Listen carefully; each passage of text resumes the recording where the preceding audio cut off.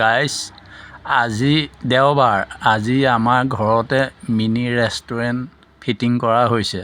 তাৰ কাৰণে আমি যোগাৰ কৰিলোঁ মাছ, তাৰ পাছত আমাৰ কচু যোগাৰ কৰা হ'ল, তাৰ পাছত আমি কণ বিলাহী ল'লোঁ, তাৰপৰা পিঁয়াজ কাটি ল'লোঁ, ধুনীয়াকৈ মিলালোঁ।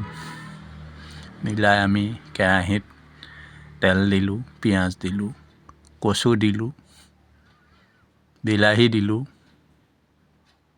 সুন্দৰ ৰং হৈছে, দেখোঁতেই মানে লোভৰ পানী পৰি গৈছে আৰু খোৱা সময়ত কি হয় সেইটো নাজানো, তথাপি মানে ৰেষ্টুৰেণ্টৰ টাইপত বনাইছোঁ আৰু এটা নতুন পদ্ধতিত বনাইছোঁ।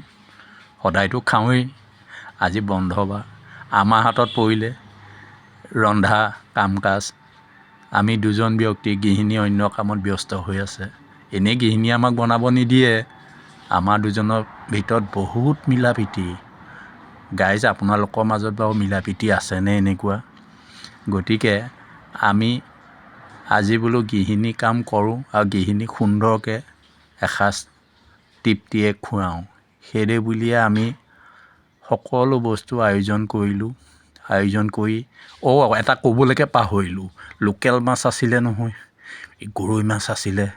আৰু গৰৈ মাছো ধুনীয়াকৈ পিঁয়াজ কাটি ল'লোঁ, তেল দিলোঁ আৰু তাত ধুনীয়াকৈ গুড়ি ভাজি কৰিলোঁ। গুড়ি ভাজি খাই ভাল লাগে কেতিয়াবা দিয়কচোন, সদায়নো একেটাকে কি খাম, আজি বেলেগকৈ অকণমান বোলো জুতি লওঁ, সেইদে বুলি আমি এয়া বনালোঁ।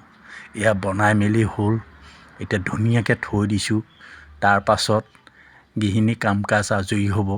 আজৰি হোৱাৰ পিছত আমি দুয়ো বহি তৃপ্তিয়ে মিনি ৰেষ্টুৰেণ্টৰ জুতি ঘৰতে ল'ম বুলি ভাবিছোঁ আজি। বেয়া নহ'ব চাগে, ভালেই হ'ব দিয়কচোন। মাহেকে পষেকে এনেকুৱা ৰেষ্টুৰেণ্টৰ জুতি বিচাৰোঁ, কিন্তু হেৰি নহয়, ৰেষ্টুৰেণ্টৰ জুতিটো মানে কি হয়, নিজৰ হাতে বনাব পাৰিলে বেছি ভাল। এনেই আমি ৰেষ্টুৰেণ্টত গৈ যিটো জুতি লওঁ সেই জুতিও বেলেগ, আৰু আমি নিজেই ঘৰতে আয়োজন কৰি ৰেষ্টুৰেণ্ট টাইপত যদি আমি খাদ্যসমূহ আয়োজন কৰি লওঁ, গতিকে তাৰ জুতিটোও বেলেগ। গতিকে আমি সকলো বাৰীতে আছিলে, চব বাৰীৰ পৰা বুটলি আনিলোঁ। মাছ আছে, পুখুৰী আছে, তাত মাছ ধৰিলোঁ। গতিকে আমি কিনিবলগীয়া একো হোৱা নাই। বিলাহী খেতি, আমি খেতিয়ক, খেতি কৰিলোঁ, বিলাহী আমি নিজে কৰিছোঁ। গতিকে বিলাহী পকি আছে, ৰঙা হৈ আছে, মুখা মুখা কৰি আছে। গতিকে সেয়াও আনিলোঁ, আনি ধুনীয়াকৈ বনাইছোঁ। গতিকে আজি আৰু খাব আৰু। গতিকে আপোনালোকেও খাই চাব এদিন এনেকৈ মিনি ৰেষ্টুৰেণ্টৰ জুতি ঘৰতে। বাহিৰত জুতি লৈ এই ৰোগ ব্যাধিবোৰ মতাহে হয়, গতিকে ঘৰতে খালে ৰোগ ব্যাধি নহয়। নিজৰ হাতে বনোৱা হয় যে, পৰিষ্কাৰ পৰিচ্ছন্নতাটো দৰকাৰ হয় নহয় খাদ্যত, কাৰণ ই আমাৰ ভিতৰলৈ যায় নহয় খাদ্যবস্তু পাকস্থলীত। গতিকে আমি শুদ্ধ খাদ্য খালে আমাৰ পাকস্থলী ভাল হৈ থাকে। কিন্তু আমি ৰেষ্টুৰেণ্টত যদি লেতেৰা বস্তু, পৰিষ্কাৰ নোহোৱাকৈ মাখি চাখি পৰি থকা এনেকুৱা খাওঁ, তেতিয়াহ'লে আমাৰ ৰোগ ব্যাধি লগতে গুচি আহে। গতিকে ৰোগ ব্যাধি নাসামৰি আমি ঘৰতে বনাই খাদ্যভাগ খোৱা যত্ন কৰিব লাগে। আমি কৰিছোঁ একদম ধুনীয়াকৈ কৰি মেলি এতিয়া বনাই আজৰি হ'লোঁ। তাৰ পাছত আমি দুপৰীয়া সাঁজটো দুয়ো মিলিজুলি খাম বুলি ভাবিলোঁ।